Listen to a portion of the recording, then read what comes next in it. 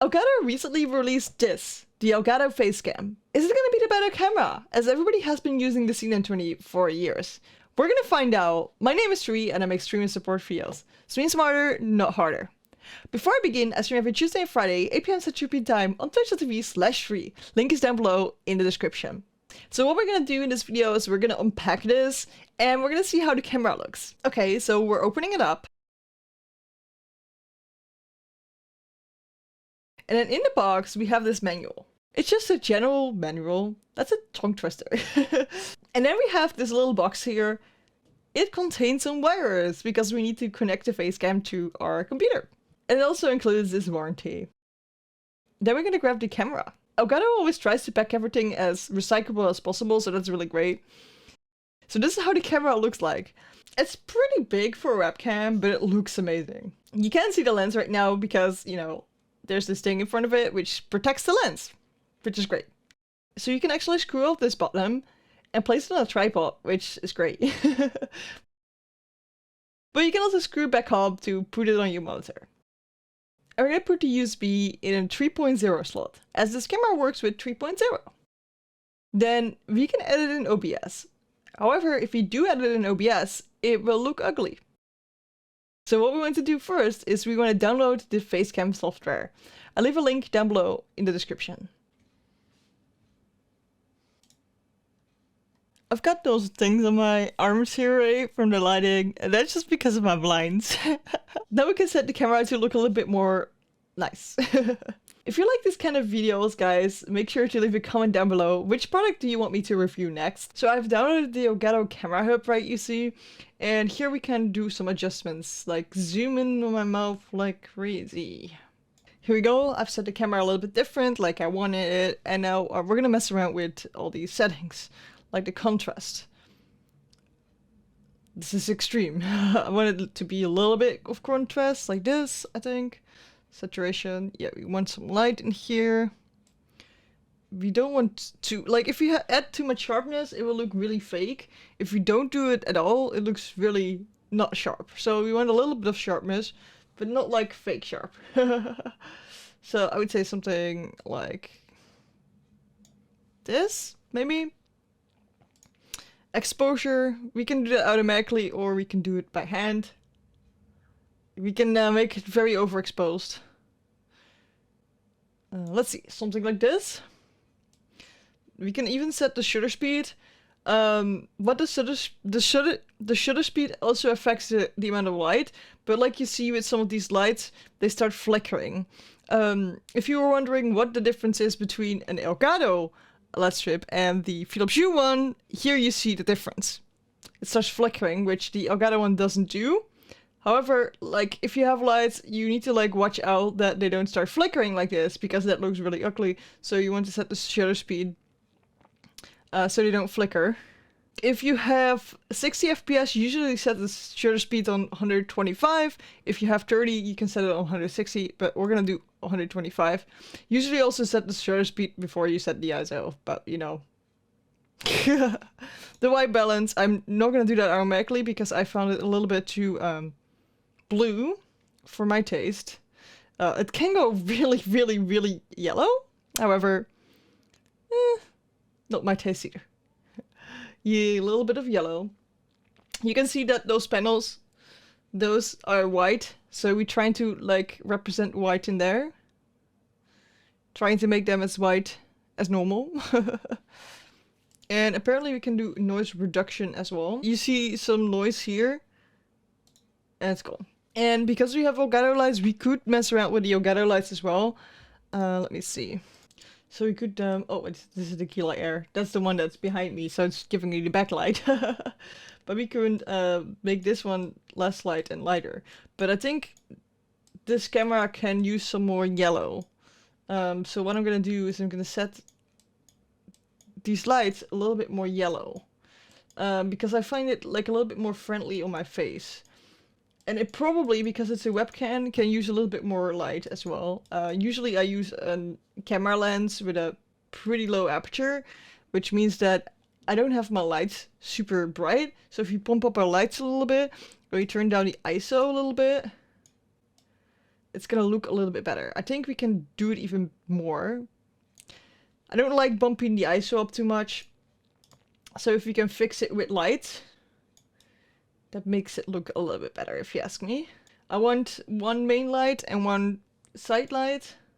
So I want to be a little bit brighter than the other one. As you see, the look of this looks a little bit better.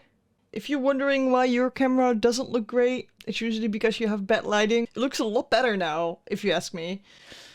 We can always like, kind of like, go mess around with the saturation a bit and with the contrast. I like those though. Let's look at the temperature.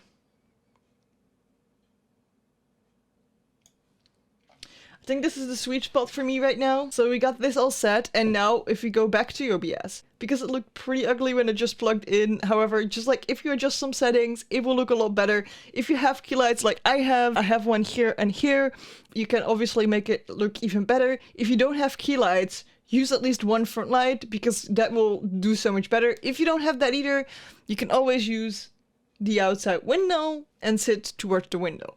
Always an option too. Or you can buy one of these panels, which are just like battery based, or you can have an adapter on them as well, I believe, which aren't that expensive and they're like smaller. But at least get some kind of lighting. I also love to have some lights in the back. You don't have to do this, but this is just like, you know, it makes it look nicer.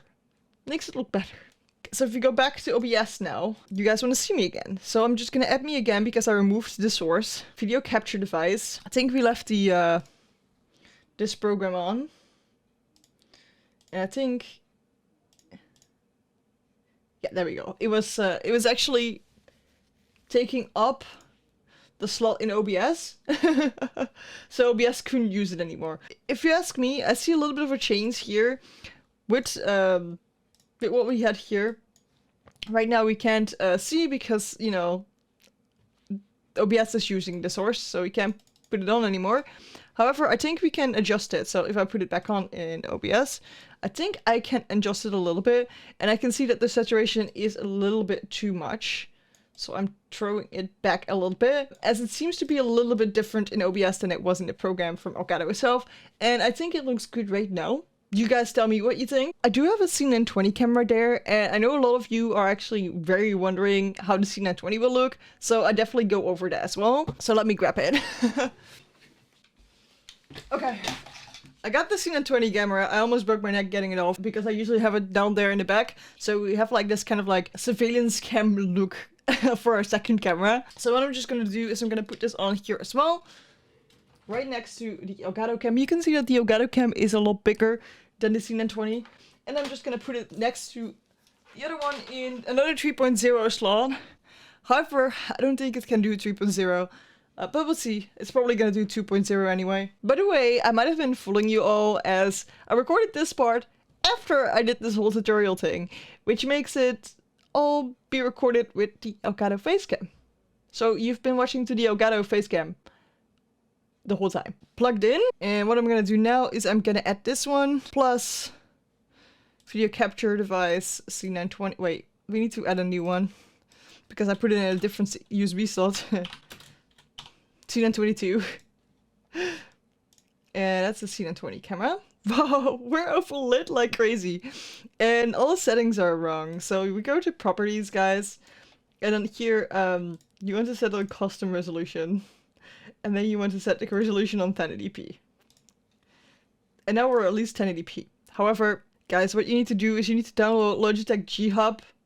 Otherwise it looks ugly as heck. So open GHub, go here.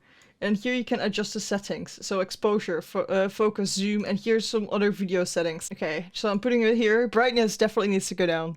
Oh, no, it wasn't the brightness. Okay, brightness back. Contrast needs to go down. Oh, no, contrast. Ugh. Okay, I'm making it worse. We need to go here. The exposure needs to go down. That's it. Oh boy, we're so much better now. Okay, good. We're good. Zero zoom. Focus just on auto. Nah, I hate autofocus. Okay, that seems to be the sweet spot for that. Ooh. Okay, I'm trying to like find the proper spots. However, it's pretty hard on just this reference instead of like my whole face. Okay, I think this is good. I will just gonna reset transform and we're gonna see.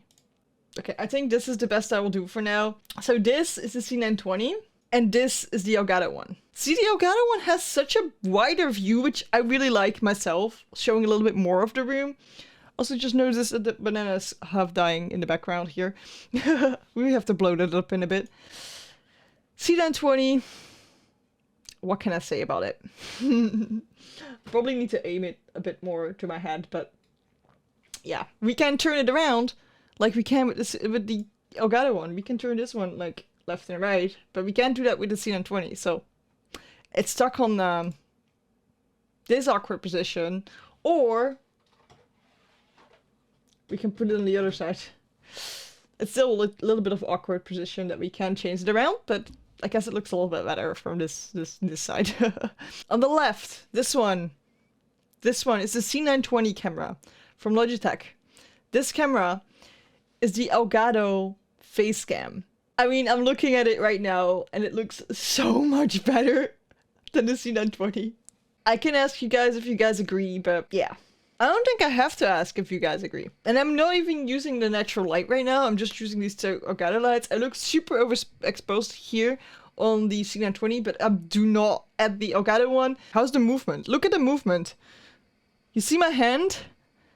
I look like an idiot doing it, but it looks so much better. So how much does the Elgato Facecam cost? It costs 200 bucks. I know, it's kind of pricey. However, what I'm using is this camera, which is a Canon M50 with an extra lens of 300 bucks, which together comes to a total of like $1,000. So that's 5 times as much as this webcam costs. What does the C920 cost?